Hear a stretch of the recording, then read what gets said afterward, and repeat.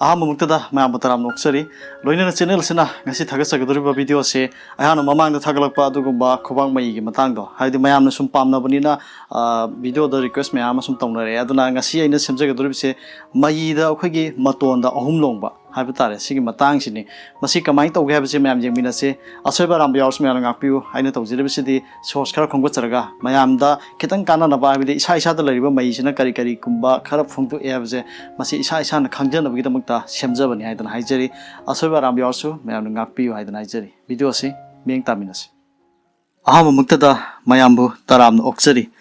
Loina channel asana ngasi semjagadoriba video ase khobang mai ge manungda leiba atugumba yamna atugumba symbol amagi matangni madude akhoi gi trident sign natraga trident line natraga namuk akhoi gi hindu rom da hairagana trisul hairaga su khangni trisul haibide akhoi gi hindu gi lai atugumba mahadev gi ma ki khulai do adu trisul hairaga khangnei dana adu gi type da oiba atugumba khobang mai da leiba line da adu maina form to bai tar matonda Trident line natragana Trident sign has Kangney, hairiba singasi, Amorum Harga de Masiki symbol labor, Hibadi, Maru line, Khara ina Pizagadori, line to the Kogi, fair line, Kobang Maigi, fair line Hargadis minus of Naka, Kangutuni, Aduga, hard line Hargan from the Gishamai Laibasini, Aduga, mine line Hargadi, Samina Laibasini.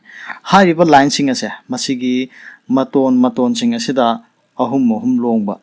Trident same guy target is Sumina, fair line it on a Sumina Lani, Aduga, hard line it on a Sumina Mulani, Sumina from Tobus, see, a home from Toba, Aduga, my line is Sumina, a home from Toba.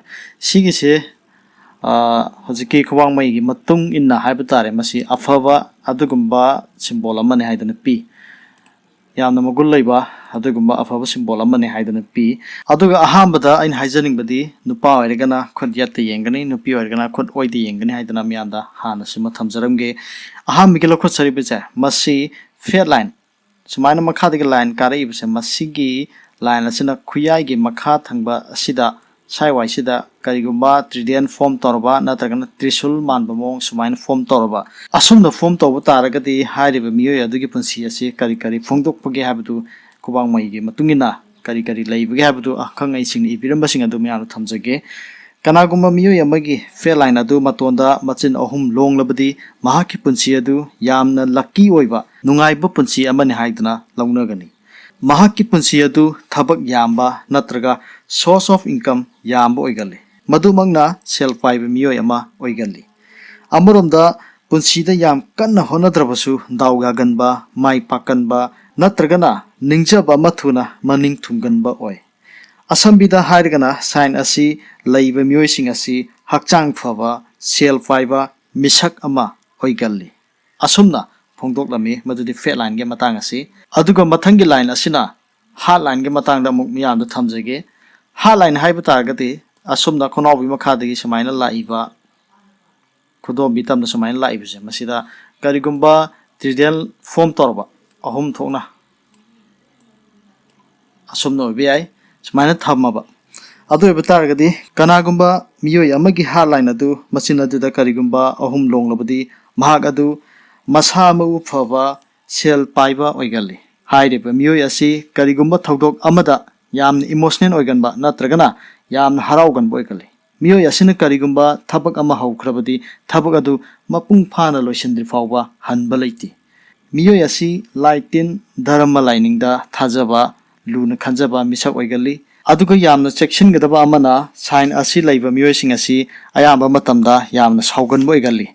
Maramasina, Ayamba Matanda, Pataba, Intaba, Tamgadabani Haidana, Pongdok Pirami. Hairiba Sina, hardline game Matangni, Aduga, Matangana Lokotsagadori Basina, mine line, Natragana, headline. Hairiba line, Madudi, Asumna Sumina Laiva lines, Masida, Trident form Toba, Natragana, Trisul Manba, as form Torba. Assume the form Torgadi, Mio Yadu, Kari Fongdok, Namage Habidusu, Mayam the Tamzagi. Kanagumba Mio Yamagi, hairline, Natragana, mine line, Adigi Matonadu, Matsin Ohum long Nobody Hairiba, Misakadu, Hai Singba, Wakal Laiva, Amadi Magul Laiva Mio Oigali.